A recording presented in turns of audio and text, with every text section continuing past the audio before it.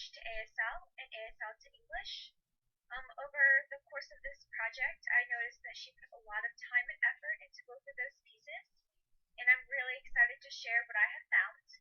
I know analyzing her work has made me think about my work in a little deeper way, so let's get started. I want to start by sharing a basic overview of what I'm going to be discussing today. First, I will talk about Geel's effort model, and then I will talk about knowledge lean and knowledge rich for both example 1 and 2. These examples include English to ASL and ASL to English. Beginning with Geel's effort model, example 1. On the left-hand side, you will see the English script of my first teaching experience, and on the right-hand side, you will see the ASL interpretation of my first teaching experience, and that's the gloss version of what the signer had signed. Moving on to the first example more in depth. First, we have listening and analyzing. At 1 minute and 10 seconds, the signer pauses, licks her lips, and drops her hands. During that time, you can tell that she's thinking about what she wants to sign next. At 1:45, she pauses again for a second and whispers, you can hear it in the audio, and her eyes kind of gaze down while she does this as well, to show that she's thinking, processing, thinking about what she wants to sign next. And again, at 1:58, she pauses again, looks down, and breathes deeply. You can hear her breath in the tape, which is the video to the right, is for the minute and 58-second example. So those are all examples of when the signer was listening and analyzing, basically analyzing or thinking about what she wanted to say next. Moving on to memory, there were... I should have paused there and stated why, not why, but the pattern that occurred. It seemed as though she had a pattern of pausing and either looking down or licking her lips or saying whenever she paused she did something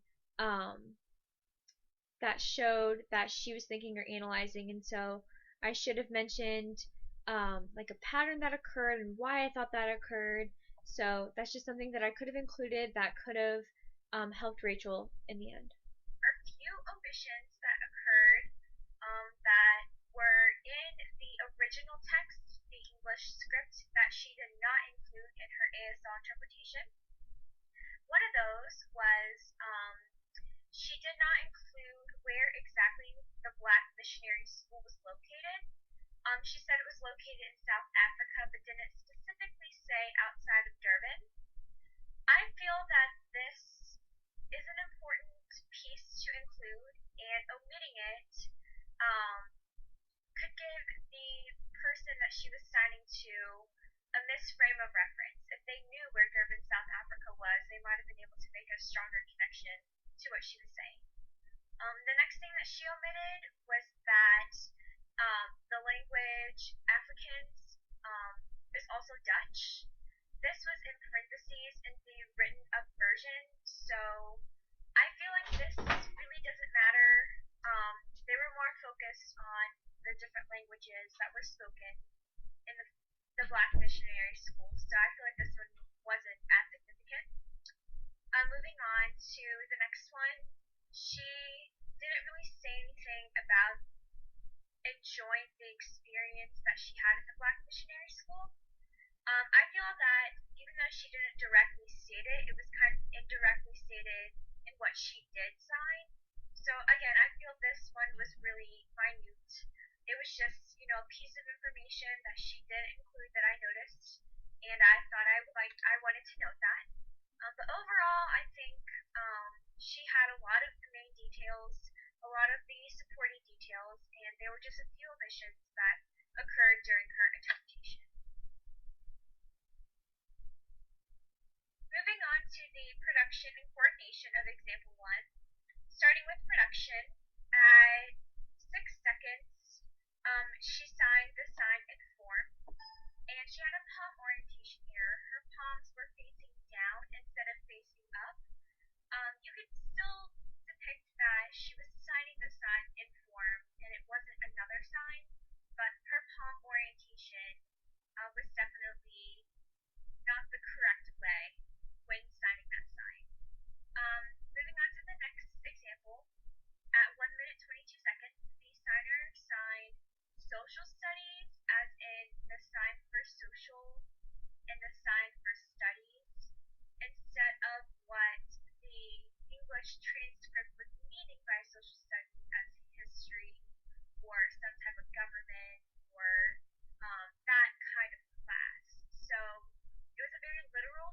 translation.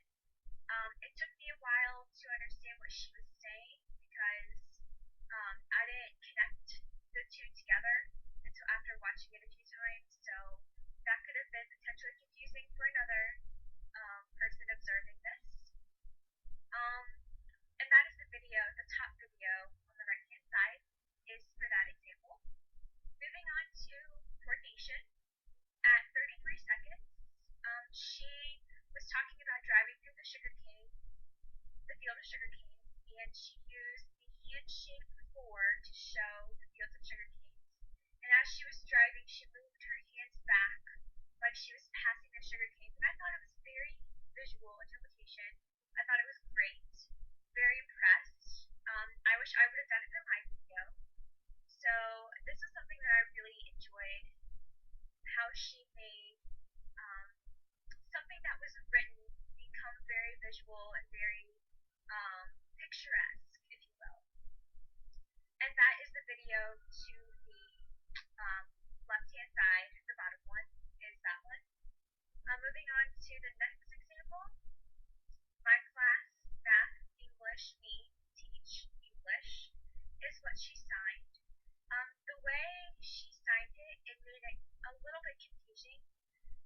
In the English transcript, she said that she taught using English language, but she taught the subjects math and writing. So I feel that this was a little bit confusing as far as the way she signed it, but overall, I think she did a really great job in this section. Um, so for the coordination for the last slide, I really tried to give a something that she could improve on, but also a positive comment as well. They call it sandwiching or Oreo effect, where you have like a compliment and then you slide in, what you really want to say, and then a compliment on top. So I think that I've implemented that model during my presentation for Rachel's work. Um, During that point, I thought that this was an effective way of giving feedback now that I know that I should be focusing more on the positives. But for this particular assignment, we had to focus more on the errors that they made. But I tried to include some positive examples as well. Next, I will be discussing the level of effort the designer gave for this interpretation and if her message was equal to the original. Starting with the level of effort, I felt that she gave pretty equal amounts of effort for listening and analyzing, memory, and production. I think she did a really great job for this interpretation. There were some tricky things that were kind of confusing to sign, and I think she handled it very well. It was very clear. She was very direct in what she was saying. It was, had strong ASL, so that was definitely a positive. But yeah, I definitely think that she read over the text and really thought about, how would I sign this? How would a signer sign this? And you could tell that, she picked out the most important things, was very direct, like I said, had very few errors or omissions that she forgot to include, or she didn't really elaborate past what needed to be elaborated either. She stayed very true to the message, and again, the production was beautiful. Um, Very clear signing, very easy to understand, good use of vocabulary, that sort of thing. So I think her overall level of effort was even between the three categories. For the message equivalency, I thought it was a very idiomatic interpretation. She stayed true to the original message without being literal or unduly free. She really was very equivalent to the original. And I have an example here, a video to the right hand side. It's from the beginning where she talks about the introduction and things like that. You can just see it's very fluid, very smooth. You can tell that she knows what she's signing, and I think she did a really good job on this example.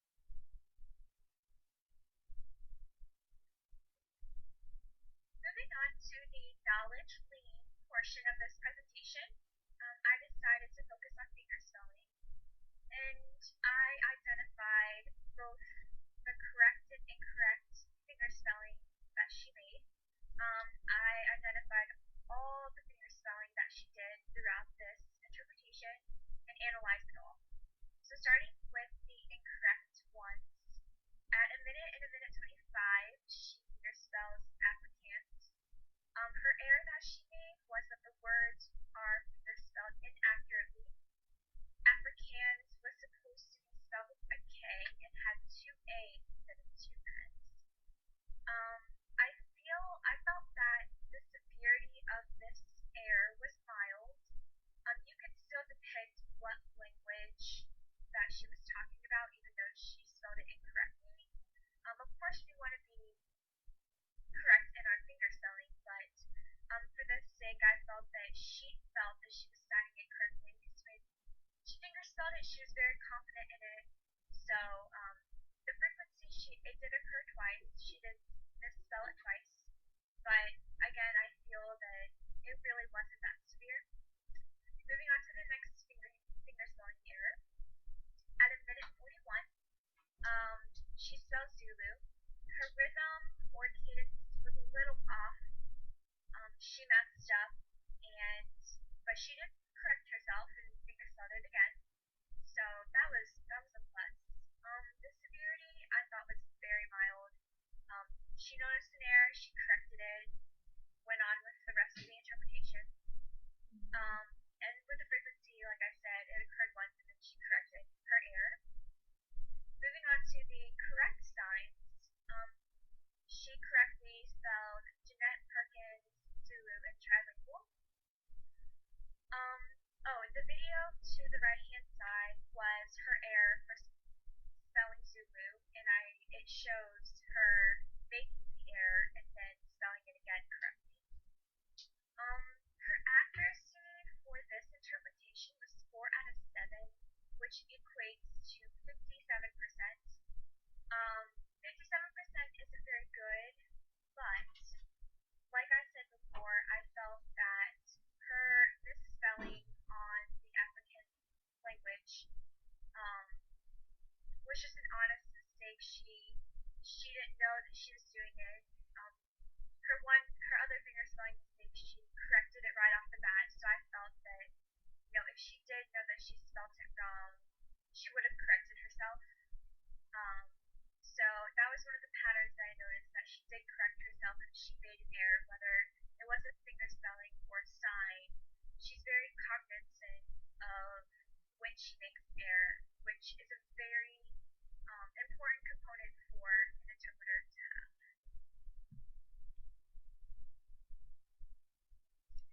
I tried. Knowledge-rich section, I chose interpreting as For that one, I really tried to pick out all of her finger spelling so that you could show the positive and the negative, or the times she did it correctly or incorrectly. And I really tried to explain um, why I felt those errors occurred, why the patterns that I saw. So I really tried to go in more in depth as to why I thought these things happened. And if we were doing like a appreciative inquiry, I would have asked more questions to Rachel about her work, um, about how she felt when she spelled things correctly or incorrectly. So those are some of the things that I would have noted now if I would have done this assignment. So my area of focus. Starting with the error made at 1 second. When the signer was signing her name, her mouth was completely still. She didn't do any mouth morphemes or mouth the finger spelled words that she was saying. So the error was the interpreter isn't accurately expressed. No mouthing occurs. I thought that this error was mild. If someone was very unfamiliar with the name, not mouthing could cause potential errors or potential confusion. So it's always nice when someone mouths their name, especially if there's a difficult spelling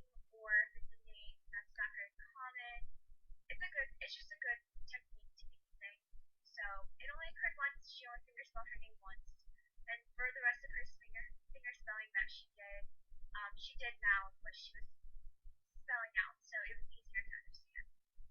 Moving on to the next error, happened at 1 minute 17 seconds. The signer performed the sign class twice in a row. Um, and it wasn't as in like two different classes in two different locations. It was just the sign class twice. The error was the flow is choppy or jerky, stuttered or repetition of signs. And that is what the video is at the bottom right hand corner. I thought that the severity was mild. You could still tell what she was saying. And it only occurred once. The next error that was made, the signer signed social studies Afrikaans. Um, During this time, she had an omission. So the error was omission of meaning occurs. She forgets to say that social studies was taught using the language Afrikaans. Instead of just saying social studies Afrikaans, she forgot to say was used or was taught using something to make it more clear.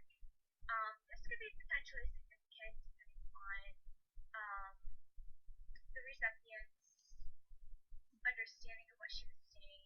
I mean, I could clearly understand what she was saying because I knew the original text, but if you didn't know the original text, you could be thinking that the signer was meaning that they were studying the language. So it only occurred once, but could be significant. And again, that's a little picky, but you want to strive for correct and equivalent message. Moving on to the next error, it occurred at 1 minute and 41 seconds. The signer looks up to the left, kind of looks like she rolls her eyes a little bit when she makes air. The error that she made, errors are repaired awkwardly, rolling the eyes in frustration. Um, it was kind of significant, I thought, because even though she kind of messed up her finger spelling, all the letters were clear. The rhythm was a little off, but again, the letters were clear. And if she didn't make that note that she made an error, I probably wouldn't have caught it. I think another person watching this probably wouldn't have caught it, but because she showed on her facial expressions that she messed up, um, people knew that she made an error. It only occurred once, but I thought it was significant. And the last error that was made at 1:59. The signer looks down to think about what to sign next. The error was eye contact with the addressee or camera is not present. She continues to look down for the remainder of what she's signing for about 5 seconds. After she looks down, pauses, she picks up her hands and starts signing, but her eye gaze still continues to look down. This occurred 3 times where she paused, looked down, sighed, and it took her a while before her eyes reached the camera or reached the audience head. So I think this error was significant. It occurred 3 times. So maybe just being cognizant of when you're thinking to make sure you sign. But overall, the English version of what was signed, how they either voice it or write it out to me.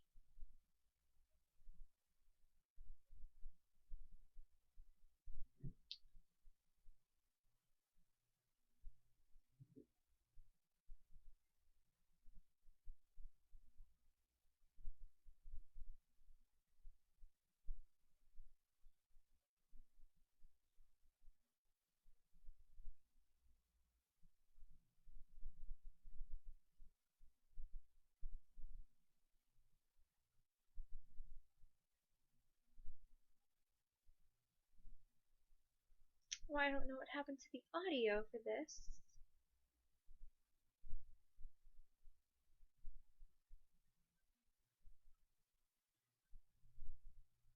It's working fine.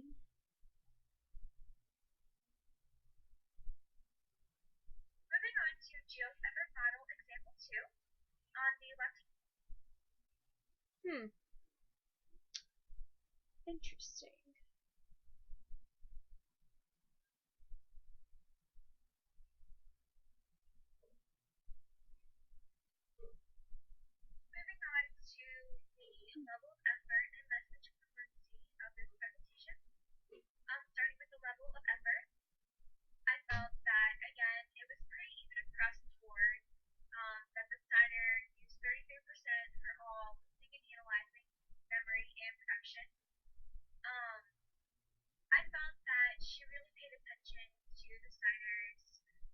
facial expression, how she signed, if she was, really wanted to enforce something or convince you or whatever type of emotion that was attached to the signing. I thought the interpreter did a very good job of relaying that within the written text. The message equivalence, Right. I felt parts of the message were exact. Some were very literal. Some were unduly free. Some had added information, like what I discussed previously about the different technical terms for vegetarians. But overall, I feel that as a whole, it, remained true to the original message. And she did a great job conveying what the Steiner was wanting to convey. I have two examples for, message equivalency. One is very literal. The ASL sentence was that vegetarian helped balance body, and the interpreter said becoming a vegetarian helped balance my body. So it was a very literal translation, but I think it fits. I think that the Steiner was saying that being a vegetarian helps balance my diet, balance, my body, it makes me feel good. I don't have all those bad stuff from meat. And, she could have elaborated a little more. She could have changed and switched up the vocabulary that she'd chosen, but overall, I think it still gets the point across, and it works for this.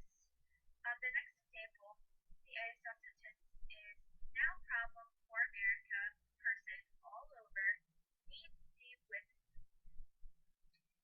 the English version of that is, but now it's a big problem for Americans, and they should really take a look at what they're doing. Um, I felt that she took seeing as, um, like the literal seeing the ASL sentence, with the sign C. I felt she took that and tried to incorporate that into her sentence without really like looking at the concept that the signer was trying to convey, which, um, like they need to notice when they're eating, they need to realize that eating the way that they are is not healthy, it's not good for them. Um, Instead of like looking at what they're doing, maybe thinking, I really tried to elaborate on these examples as to why I thought it was either a positive or negative or good or bad thing that happened. For most of the things, I really did try to state the error, why I thought it was an error, how it could have been improved. And so that's one thing I really try to focus on, to be critical, but also to be um, analytical and descriptive in why I felt the way I did.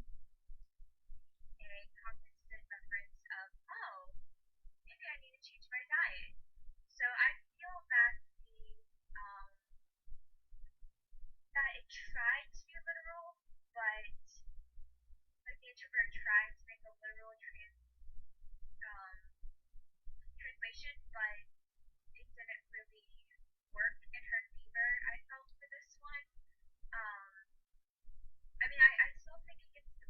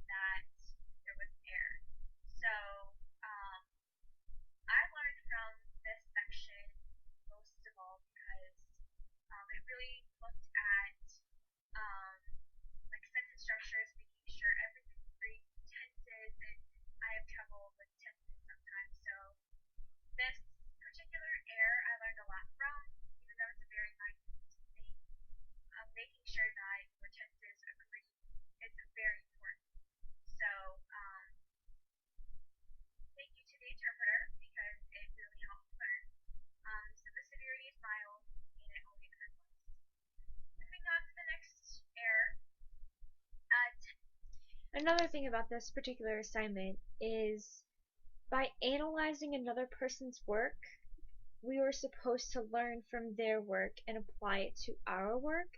So I feel that going through the interpreter's work, I was able to gather a lot of things, notice a lot of different things that I feel like if I would go back and review my work for these specific areas, such as the tenses, um, I would be able to critique my own and be like, oh yeah, I noticed that error in Rachel's that, this is also in my work as well. So that's another positive thing coming out from this project. Tense is changed haphazardly. The sentence reads, a long time ago, you have to think about hunger before it occurred. You had to plan. And again, this is another tense thing. A long time ago, you had to think about hunger instead of you have to think about hunger. Have is more of a present tense, and had is the past, and the rest of the sentence um, was in the past. So again, mild error, only occurred once, and tense is something that I'm going to look at from now on. The last error that was made was an ASL lexical intrusion are present. Um, this the interpreter when they were talking about the different vegetables that you can get protein from, the interpreter said leafy dark green vegetables. And I knew that sounded a little bit off, so I googled it, and the correct way of saying it is dark green leafy vegetables. The signer, I believe, signed dark green vegetables. Um, so it's mild error. You still get the concept, you still get the point of what the signer was making, but just this one is very picky. But it's a learning experience, something to learn from. Some of the patterns that I noticed was that sometimes the interpreter would try to incorporate ASL signs that she had seen into her English interpretation, and instead of disconnecting, one English meaning to one sign, disconnecting yourself from that and really thinking of the best synonym for that is something that could be worked on. Um, I mean, doing the one to one, that's not a real thing, but if you knew that one sign, then that one English word or English concept could make it equivalent, but sometimes disconnecting yourself from that word could have a better interpretation. Another thing that I noticed was that sentence structure could be a little bit more fluid. Sometimes sentences were choppy, or they ended abruptly, or it didn't make sense. So just structuring it and making sure it sounds natural. Speaking it out loud can help too. If you write something, you speak it out loud. That's what I did when I read over the English transcript. Was I read it out loud and highlighted some of the sentences that sounded funny. So that's another thing that you can do, or the designer can do. Um, interpreter, the interpreter can do in this case. The last thing I want to discuss is the knowledge-rich portion, and I focused on production of the English discourse. Excuse me, starting with the first error. Um, well-chosen cohesion markers are not present. The sentence that had this error was the butter would get evenly dispersed to the batter, making it delicious. I thought that a better way of choosing the butter and how it got evenly dispersed um, would be so the butter would be evenly dispersed into the batter, making the cookies delicious. Sounded better to me. Um, Again, mild, only occurs once, so One thing with the grammar for the sentence structure, I think that I should have elaborated more on why I felt that B sounded better than get, why had sounded better than have. The other one was a little bit more obvious, but maybe stating the grammar rules or really, supporting the reason why I felt this way is something I should think about for the future. Very minor. The next error, the same transitional phrase is used repeatedly.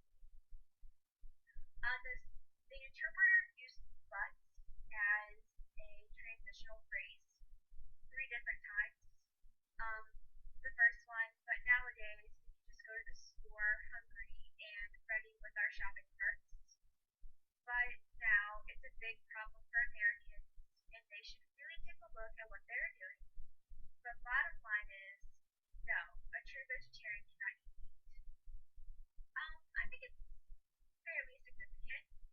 Um, you know, but isn't a very strong transitional phrase to begin with. So maybe choosing no, although, or no, something else to use um, for that just can make it flow better, um, not make it sound so repetitive, and more fresh, more yeah, just it's easier to listen to and things like that. Um, the next error, the interpreter appears to be searching for the right lexicon items and phrases to use. Um, the example that I found this error in occurred in a sentence way back when people did not have a lot and used to have to survive on what little they did have.